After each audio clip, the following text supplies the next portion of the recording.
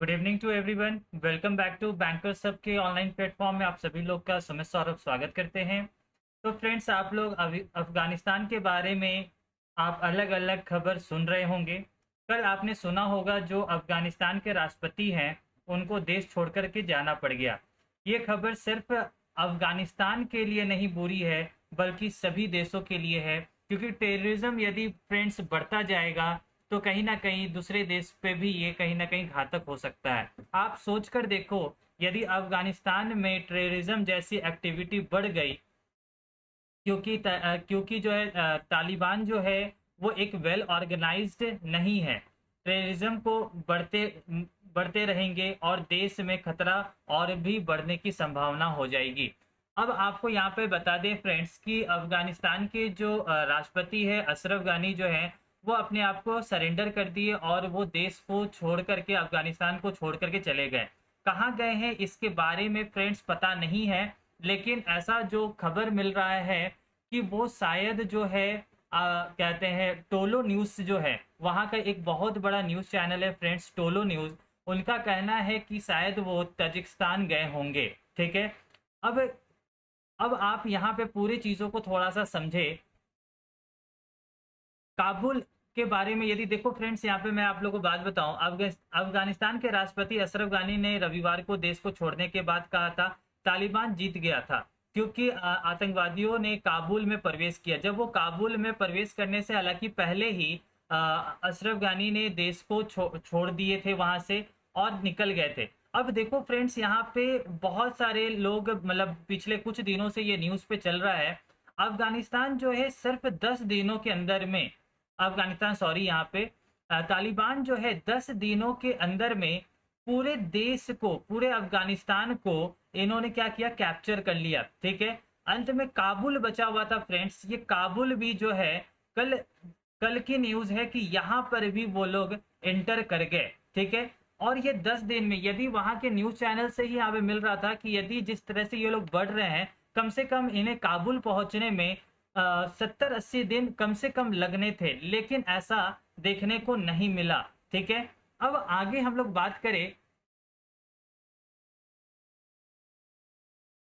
वहां पर काबुल में ऐसा देखा जा रहा है कि सम पीपल जो है वहां पे सफर्ड हो गए। जैसे ही तालिबान वहां पर इंटर हुआ तो वहां पे बहुत सारे लोग जो है फ्रेंड्स वो प्रॉब्लम में आ गए हैं वहां, क्योंकि जब आतंकवाद फ्रेंड्स बढ़ता है तो वहां पर कहीं ना कहीं स्थिति जो है वो नॉर्मल नहीं होती है।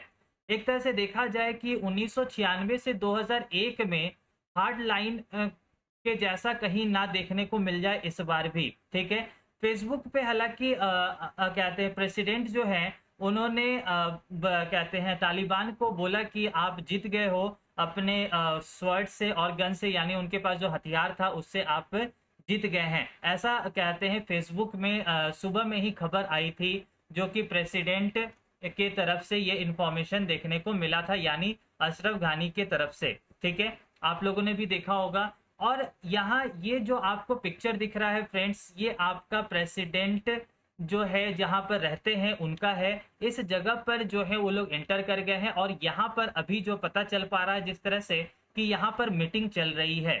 अब मीटिंग चल रही है फ्रेंड्स, तो मीटिंग में क्या क्या चीजें पॉसिबिलिटी हो सकती है, क्या सही निर्णय, यदि इस तरह का निर्णय लिया जाए तो क्या ये सही होगा कि नहीं होगा। सबसे पहले आप लोग को मैं बता दूं कि काबुल में इन्होंने अपना व्हाइट झंडा जो इनकी होती है, सफेद कलर की झंडे, इसको उन्होंने लगा दिया था यहाँ पे। ठीक है। अभी जो यहाँ पे पता चल रहा है कि मीटिंग चल रही है और उस मीटिंग के अंदर में क्या हो सकता है। यदि देखो फ्रेंड्स, यदि देश के बारे में देखा जाए, अफगानिस्तान के बारे में देखा जाए, यदि वो काबुल शहर को यदि वो छोड़ दे, ठीक है, काबुल सिटी को यदि वो छोड़ देते हैं, बाकी जगह पर तालिबान अपने कैप्चर में रखता है, तो ये भी बहुत बड़ा एक चीज होगा, क्योंकि काबुल जो है वो बहुत ही एक अच्छा वहां पे सिटी है और बहुत अच्छे ढंग से वहां पे लोग रहते भी हैं।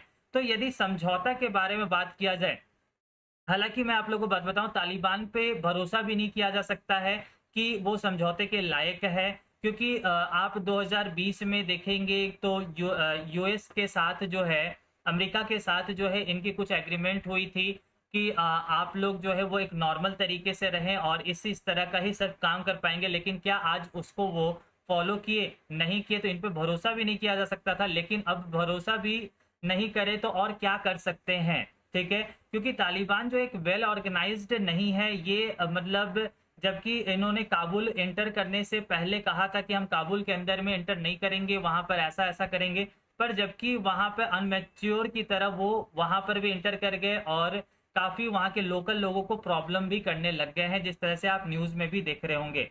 यहाँ पर क्या है कि सबसे बड़ा चीज यूएस के तरफ से मिलिट्री जो थी उसे जो है जो बाइडेन ने वापस बुला लिया, क्योंकि उनका स्टेटमेंट यहाँ पर ये था कि अफगानिस्तान के जो मिलिट्री फोर्स है वो ट्रेंड हो गए हैं, वेल ट्रेंड हो गए हैं, जबकि वो कंट्रोल नहीं कर पाए अफगानिस्तान के मिलिट्री जो है। तो इससे तो साफ ये पता चल पा रहा है कि यूएस के प्रेसिडेंट जो है ये नहीं चाहते हैं कि अब उनकी मिलिट्री वहां पर हो। अब आगे जैसा कोई भी सिचुएशन आएगा, कोई भी इंफॉर्मेशन आएगा तो आप लोगों तक हम शेयर तो जरूर करेंगे। अब आप लोग यहाँ पर बताएं जरूर कि क्या किस वे से चलने से अफगानिस्तान के लोग या अफगानिस्तान के देश के लोगों को एक अच्छे डायरेक्शन में एक सही तरीके से रहने लग जाए, क्योंकि काफी बुरा बर्ताव वहां पर हो रहा है फ्रेंड्स, जिसको आप भी देख करके अच्छा नहीं लग रहा होगा, मुझे भी अच्छा नहीं लग रहा है। इसलिए मुझे ये टॉपिक पे वीडियो बनाना पड़ा कि आप लोगों का ओपिनियन क्या है, ठीक है। तो सभी लोग जरूर है कि अपने विचार को शेयर करेंगे। Thank you for watching banker साहब, God bless you to all of you.